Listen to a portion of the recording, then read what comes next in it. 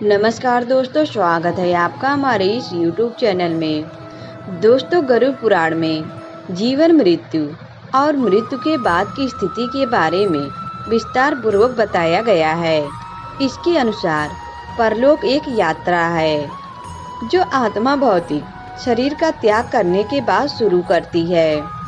गरुड़ पुराण क्या है, इसमें किन चीज़ों का वर्णन किया गया है, इसे जानने के क्या लाभ हैं, इसे कब और क्यों पढ़ना चाहिए। गरुड़ पुराण को लेकर आपके मन में उठ रहे सवालों का जवाब जानने के लिए आपको इन मुख्य बिंदुओं को समझना जरूरी है। तो चलिए जानते हैं। गरुड़ पुराण के अनुसार जब किसी की मृत्यु होती है तो मृत्यु के बाद आत्मा भौतिक शरीर का त्याग कर एक सूक्ष्म शरीर में प्रवेश करती है जो इसके बाद के जीवन में ले जाती है। जीवन में किए गए पापों के आधार पर मरने की प्रक्रिया के दौरान आत्मा को विभिन्न स्तरों के दर्द और पीड़ा का अनुभव करना पड़ता है।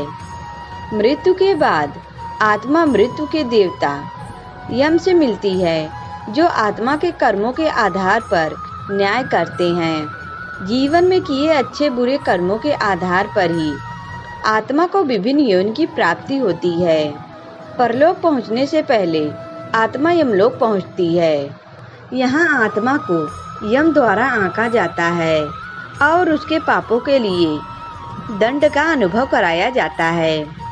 यमलोक के बाद के क्षेत्र को चित्रगुप्त की दुनिया कहा जाता है। यहाँ आत्मा को अच्छे बुरे कर्मों के आधार पर उसके भाग्य का निर्धारण किया जाता है। इसके बाद तीसरा क्षेत्र आता है जिसे स्वर्ग कहते हैं। यहाँ पहुंचकर ऐसी आत्माएं आनंद लेती हैं जिसने जीवन में अच्छे कर्म किए होते हैं। वहीं चौथे लोक को नरक कहा जाता है। यहाँ आने वाली आत्माएं अपने बुरे कर्मों के आधार पर दंड भोगती हैं। स्वर्ग के बाद के जीवन के अलग अलग क्षेत्रों में अलग अलग अवधि होती है, जिसमें स्वर्ग सबसे छोटा और नरक सबसे लंबा होता है। गरुड़ पुराण के अनुसार स्वर्ग में आत्माएं विभिन्न तरह के सुखों का आनंद लेती हैं। वहीं नरक में आत्मा को दंड का अनुभव करना पड़ता है। नरक में आत्माओं के दंड की अवधि उनके कर्मों के आधार पर ही निर्धारित की जाती है। कर्म के आधार पर आत्मा का पुनर्जन्म जानवर, कीड़े मकोड़े, पौधे या जीवन के निचले रूप में हो सकता है।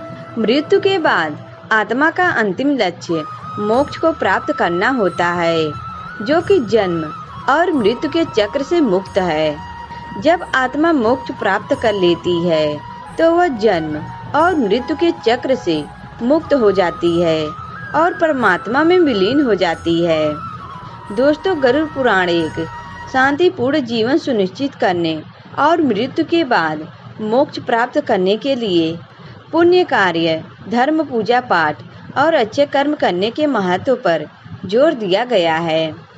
दोस्तों, आज की वीडियो में बस इतना ही। अगर यह वीडियो आपको अच्छा लगा तो वीडियो को लाइक करें और हमारे चैनल को भी सब्सक्राइब करें।